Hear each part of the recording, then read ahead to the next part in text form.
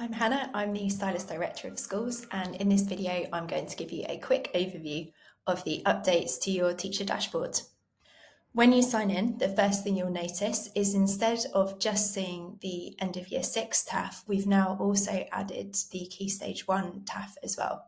So in the drop down on the top left, you'll be able to toggle between the complete TAF that will cover all the statements from the end of Key Stage 1 to the end of Key Stage 2, or you can view individual TAFs separately, or you can go into the strands and topics view, which is unchanged from before. You'll notice when you sign in that your current classes should be filtered by default, but if you do want to look at previous classes, you can use the drop down here to select. It's worth keeping in mind that students who have now left the school, so year 6s who have now moved on to year 7, will only show up in previous academic years. Students whose work we assessed in year 5 will now show up under the current year 6 rather than the previous year 5. If you want to view more of your students at once, you can use the button here to switch between the full view and the compact view. Something else you'll notice is that we've added a significant number of new criteria as well, and this means we've also been able to roll out additional statements from the teacher assessment framework.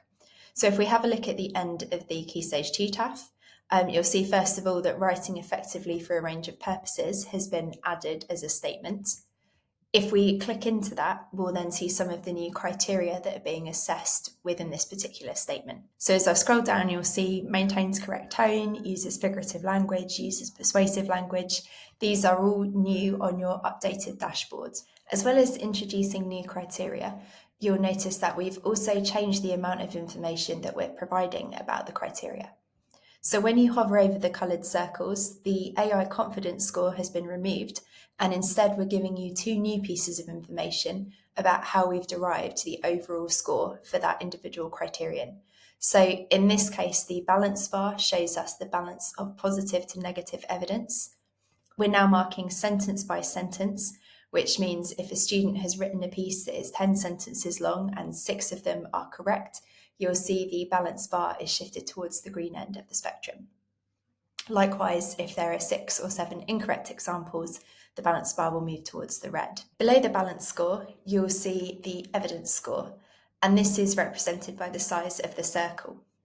Sufficient and abundant means that we have plenty of examples of that student demonstrating that skill. So when we tell you if they are secure or if it's something they need to work on, we have enough evidence to be sure about that assessment. If it's sparse or limited, that means we might have only seen a small number of examples of that skill being demonstrated. It's worth noting that the evidence takes into account the number of times you might expect skills to be demonstrated in a particular piece of work. So for instance, if a student only used a semicolon once or twice, that's probably enough times for one single piece of work. But for something like using capital letters for proper nouns, we'd expect to see that much more often. So the bar is a little higher for the volume of evidence to be considered sufficient or abundant. Still able to toggle between the aggregated and by piece views. You can still show the scans and you can still move between individual students. We've also updated our filtering to make it easier for you to find the information you're looking for. You can still filter by score, but this time you can choose the balance score that you'd like to see, so the volume of or the ratio of good to bad, and you can also see the amount of evidence that we have to support that judgment. And we've created some common filter options that you might want to use in the drop down here. So for instance, anything under more evidence required is a skill for which we haven't yet seen enough evidence to be certain in our judgment. All of these can also be manually adjusted as well. We've also divided how you can filter by work into 2 options. One is related to writing purposes. We know lots of schools will complete more than one narrative piece or descriptive piece over the course of a year. So these are all now grouped together. If you've done multiple narratives, they will all sit under that purpose filter for narrative. But if you want to look at one specific piece of work, we also have a separate drop down for student work divided by the individual pieces. As before, you can filter by individual students as well and drop them into groups. And as it did on the previous dashboard, this will then aggregate their scores in the top row. The AI confidence score is now being captured in a separate box over on the right-hand side of the screen here.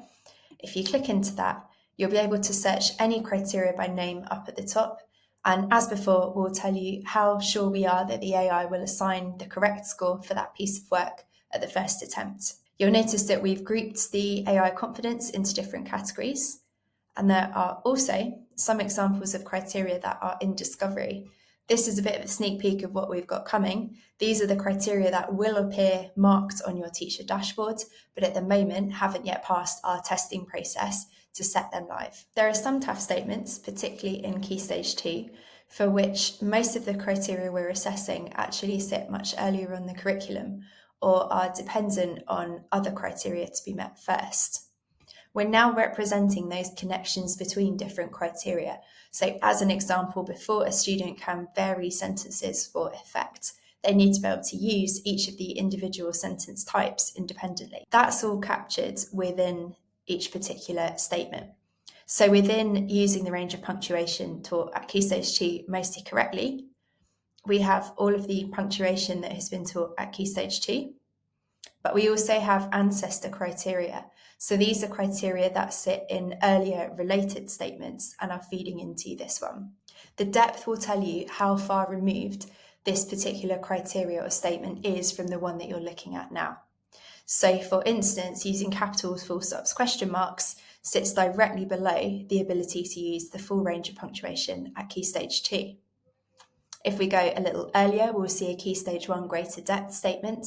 That's now 2 steps removed. And then we'll see 3 statements removed, 3 links removed, the Key Stage 1 expected standard links. And right at the bottom of that, 4 links away are those Key Stage 1 basic criteria. Every one of these criteria that are link criteria will contribute to the overall security of that statement. So for a student to be secure in using the full range of punctuation at Key Stage 2 correctly, we need to know that they can also use the punctuation they should have secured in Key Stage 1, as well as on the way to the Key Stage 2 expected standard.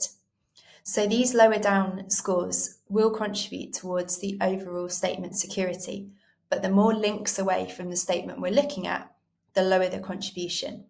So a green or a red in a statement that is 4 links away from the current statement will have much less of a contribution than something that's much further up, like using a comma after a fronted adverbial. We really hope that you'll find this new teacher dashboard easier to navigate, more informative, and giving you more insight into your students' work. We would love to know your thoughts, and we would love to know what else you would like to see added. So please do get in touch if you have any feedback.